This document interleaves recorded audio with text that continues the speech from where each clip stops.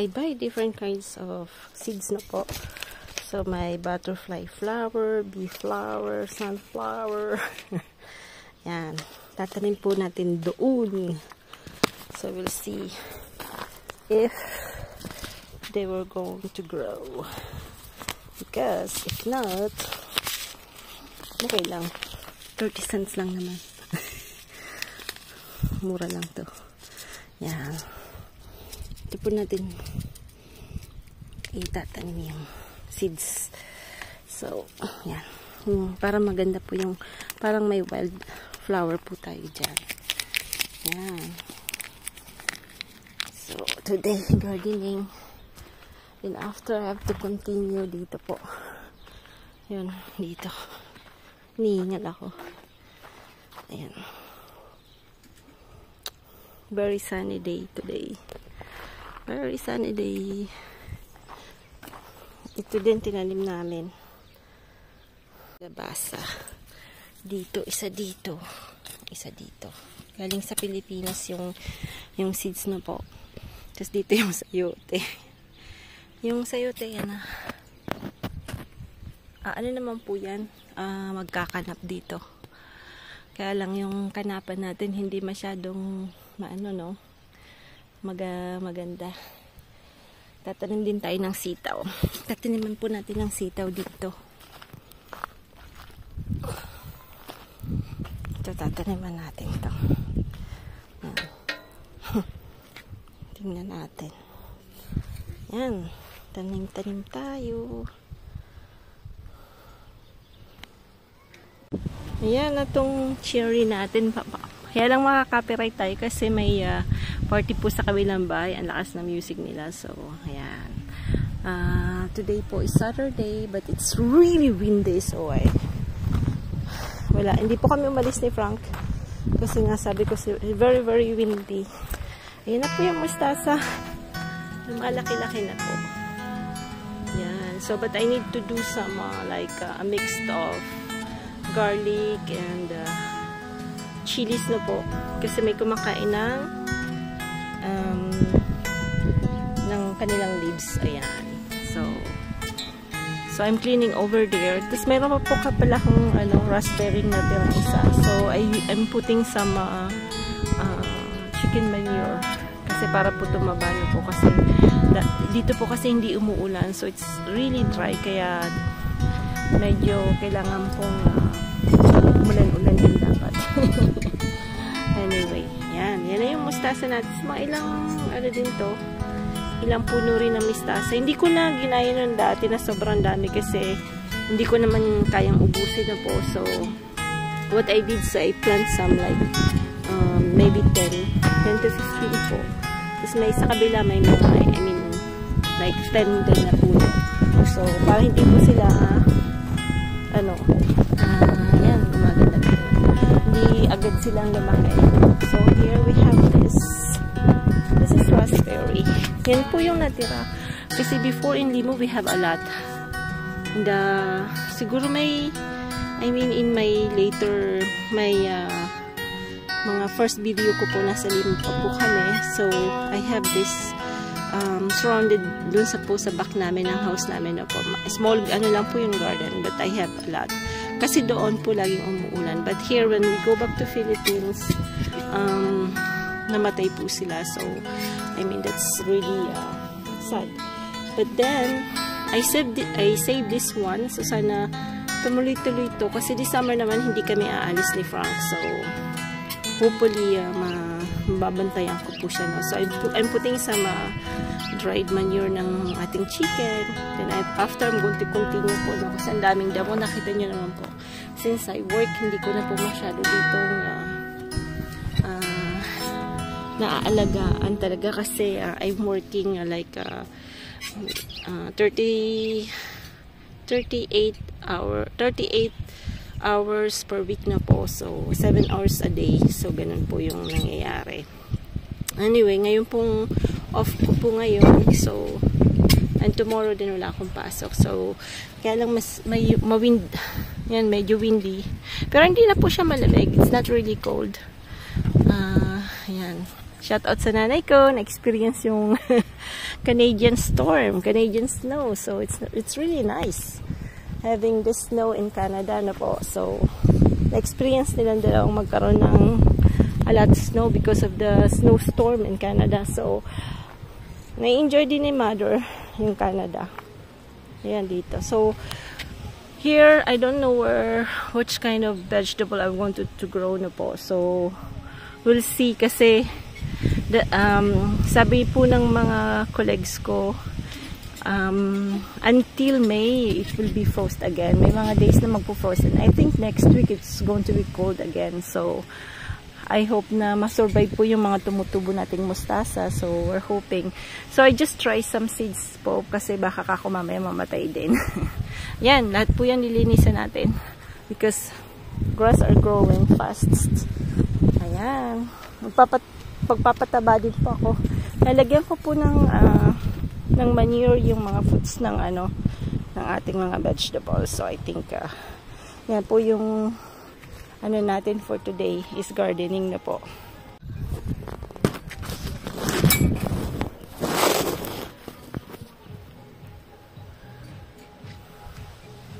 Ang ingay ng kabila po.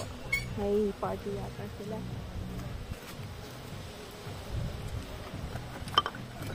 Ano ko na lang yan.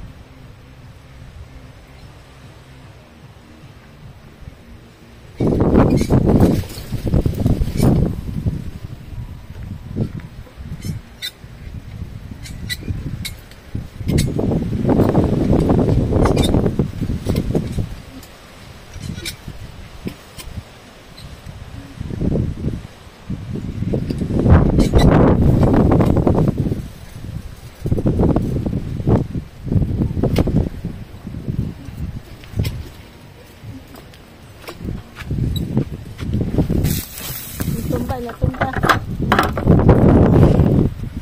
Nilagyan ko po yung, ganyan po yung nilagay, yung ginawa ko sa mga paanan. Tapos nilagyan ko po siya ng pataba, no? So, it's rich in magnesium and potassium na po. So, para po lalong lumusog sila. Kasi, yung, this fence not really, it's clinging out. Ayan.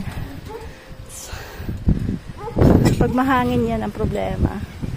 So, lahat po yan nagputol. It's losing. So, hanggang doon po yan. So, it's like 18 meters. 18 meters hanggang doon po sa. Ayan ang nangyayari. Sunday po sa lahat. It's very, today is Sunday. But it's really very, very, very, very hot. But, it's very windy. So, pupunta po kami sa flea market and we will see what we're going to find there. And we're hoping that we find some vintage things, some good things, and hopefully mamaya po sana humupa na po yung yung wind. But I think all this afternoon, I think it's going to be very windy na po. So we'll just show you po yung yung magnolia, yung violet magnolia. Ayan. So mayroon na po siyang leaves. Normally, flowers muna po yung nag-start, and after this beautiful violet leaves, violet flowers muna po, then after yung leaves po. So it's really amazing na po kasi flowers muna yung nauuna po. Yan. Kaya lang tagtuyo dito, so tuyo din yung tuyo yung bawal po kasing gaanong magdilig, no? So yung konti lang na dilig, may mga interdictions kasi sila. But anyway, ako dinidilig ko po ng konti yung vegetables ko, no? Kasi hindi mamamatay naman po. So ayan. So, let's go to the flea market, but I don't think that there will be a lot of people kasi it's very windy. You can see the trees are really moving today. So, pag ganun po, walang gaanong mga tao na nag-expose ng kanilang mga things. So, we will check it out. We'll see. Nag-price lang po kami. Ayan. Tignan natin kung maganda yung video. Ang dami po kaming nabili doon sa flea market. Although, mahangin masyado. Ito lang, medyo something, may issue, may crack siyang konti na po. Kasi, nga po ang problema pag mahangin, no? Pero 1 euro lang naman, kaya okay lang. Kaya, yun lang maganda. Kasi, syempre, pag binili mo, mura lang. Minsan, meron talagang something-something, di ba? Tapos, gusto niya ako. Citron? Là, tiens. Là, chérie. Ok. Et du lait, t'as pensé que je fais pas, non? Oui, oui, oui. Natutong ni Frankie, ah. Natutong. Now, use citron for cleaning the barbecue.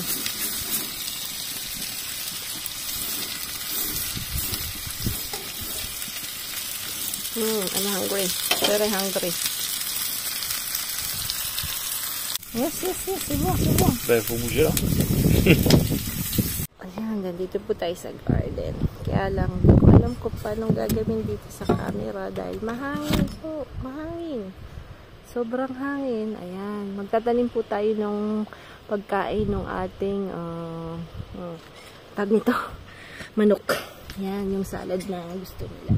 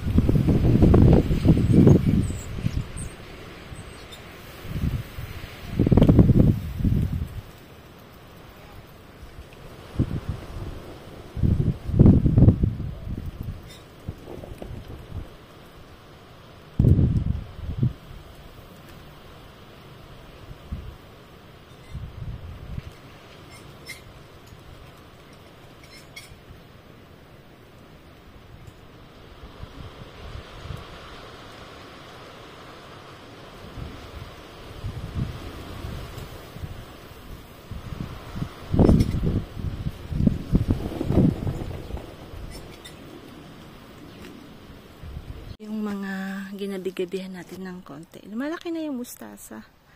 Ayan na yung mustasa. Tapos nagtanim po tayo ng nung ganon para sa mga manok kasi mahilig po sila sa leaves. So, yan. Tinanim po natin. Titingnan natin kung ilang weeks bago pwedeng kuhanan bago lumaki. Kasi yung mustasa lumalaki na. Mabilis na yan. Laga lang sa dilig. So, dito natin tumanim. Pero parang iba po yung seed. So, we'll see po. Kasi yung the same, hindi po iba po yung binilhan namin. So, iba rin yung seed. So, we're hoping na the same na ganito. Ayan. Titingnan natin kung parehas lang yung tutubo. Ayan. Maganda po yung garden na may mga flowers din po. So, yan. Magandang araw sa lahat. Ayan. Very sunny day. Yan yung ano namin. Damit na binilad ni Frank. Ayan. Very dry.